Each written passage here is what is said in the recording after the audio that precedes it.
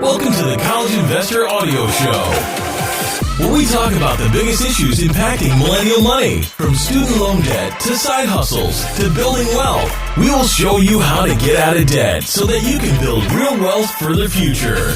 A very interesting show we have for you today. Thanks so much for being here on the College Investor Audio Show as we take a look at this. How to use a 401k for student loan repayment. No joke. So we know that debt is like any other trap, easy enough to get into, but hard enough to get out of, wrote American humorist Henry Wheeler Shaw. I like that guy. If you're a recent college graduate with limited funds, paying off student loans may seem like an insurmountable task. It's easy to feel trapped, and you may feel desperate to expand your economic opportunities by paying off your student loans as quickly as possible, which is a great idea. Escaping student loans is an admirable goal, and you may be willing to make sacrifices to get out of debt sooner. But if you're considering using your 401k to pay off your student loans, you might want to reconsider.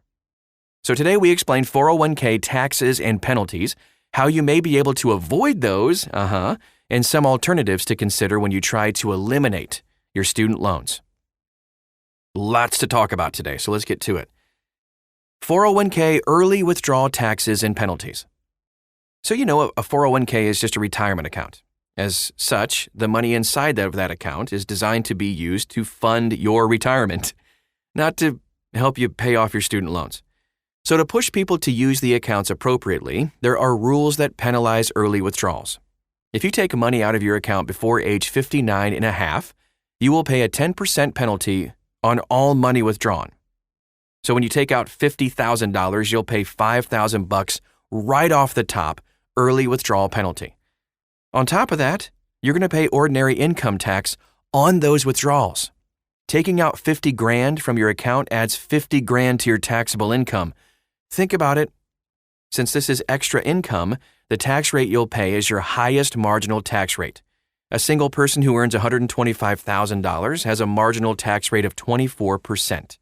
So when she withdraws $50,000 from her account, she'll pay the $5,000 penalty, plus 24% taxes on the full $50,000 amount withdrawn. That's $12,000 in taxes. So between the tax and penalty, the example person who withdrew $50,000 has just $33,000 to pay off student loans. That's just enough to pay off the average student loan balance of a graduate from the class of 2021. So withdrawing money early has a huge opportunity cost. Let's take a look at that. Even if you didn't have to pay taxes and penalties, withdrawing money from your 401k has massive opportunity costs. If you manage to put aside $175 per month starting at age 18, you'll have $1 million by age 62. That's assuming an average 8% growth rate, which is kind of normal over the course of the S&P 500. So by age 30, the savings required to reach $1 million more than triples to $575 per month. When you take money out of your account to pay off debt, it's like the money was never invested at all. If you have to save a ton more money to achieve the same results, the saying, time in the market beats timing the market is true, especially when the time in the market lasts decades. Paying off your student loans might give you some peace of mind, but a growing 401k can give you increased financial security in your old age when you don't have as much earning potential. So, okay, all that said, let's look at some ways to avoid those penalties and taxes. Most people under age 59 and a half will pay taxes and penalties when they take money out of their 401k, but there are a few ways to avoid this penalty. Find an employer who offers to match student loan payments with 401k contributions. The Secure Act 2.0, which was signed into law at the end of 2022, allows employers to contribute to a 401k when an employee makes payments to their student loans. Interesting. So if you've got some heavy loans, you might want to look for employers who offer this benefit, which offers a kind of a best of both worlds, if you will, approach. You can continue to attack your student loans while your employer sets aside money for your retirement. Current and future you both win. Or you can wait 5 years and repay loans with your Roth 401k contributions. A Roth 401k allows you to pay taxes on your retirement contributions today, but they grow tax-free forever. Since you've already paid tax on the contributions, you don't have to pay a tax or penalty if you withdraw the money from the account early, as long as the money has been in the account for 5 years. By carefully following the rules, you can avoid taxes and penalties. But that doesn't make early withdrawals a good idea either. When you take money out of your 401k, you can't put it back in. The money that could have compounded over time is now spent on loans. Use a 401k loan. A lot of employers allow you to borrow against your 401k. A 401k loan is a loan from your future self to your current self. When you borrow against your 401k, you take money out of the market and you use the money for other expenses. Over time, you slowly repay the principal value of the loan, plus interest, which you also get to keep, and your money is reinvested in the market. A 401k loan can certainly help you pay off your student loans, but they do come with risks. You may take a loan while the market experiences bonkers growth. You'll miss out on most of that growth because your money is deployed paying off debt.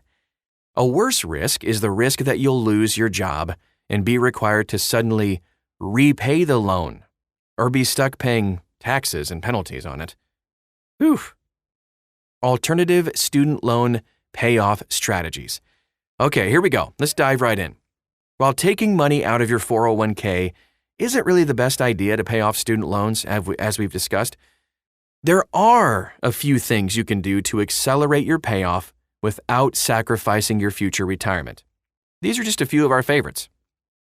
Only contribute enough to your 401k to get the match. Many employers offer a 50 to 100% match on all 401k contributions up to a certain percentage of your income. This is money that you deserve to earn because it's just part of your compensation. Contribute enough to your 401k to get your full match, but use the rest of your income to accelerate your debt payoff. You'll have a bit invested for your future self while just staying mostly focused on your current financial goal. You can use a side hustle to boost your earnings. When you have a clear financial goal like paying off student loans, a side hustle can help you achieve that goal faster. Use that side hustle money to pay off debt so you don't get used to living on this money. That way, when your debt is gone, you don't have to keep hustling. Unless you enjoy it, of course. Try house hacking to keep your cost of living low. Cutting out the fun stuff in your life will make debt payoff hard. But there are a few ways to cut back that have residual payoffs. House hacking, or taking renters into your home or condo, can be a great way to eliminate your mortgage for a few years while you shovel more money into your debt. Use a conscious spending plan. A conscious spending plan, or a budget, can help you put more money towards debt and less money towards stuff that doesn't really matter. Most people struggle to stick to a rigorous budget over the long term, but it can be a tool to help you, to keep your spending, in line during your debt payoff journey. Withdrawing money from your 401k to pay your student loans might not be the right move for you, but you do still have some options when it comes to eliminating this debt. And we hope that today helped you out in making that decision a little bit easier. If you want to find out more about house hacking or how to make a budget, side hustles, accelerating your debt payoff, we have a plethora of options and resources for you at thecollegeinvestor.com. Copy-paste the title of this podcast right into the search bar and you'll find this article. It's awesome. There's so much more there. It's thecollegeinvestor.com. Also, jump on social media wherever you are. We pretty much are too. Type in The College Investor. You'll find us. Ask questions. We'd love to get to know you better and just help you in your journey. Thanks again for stopping by today, and we'll talk to you again real soon.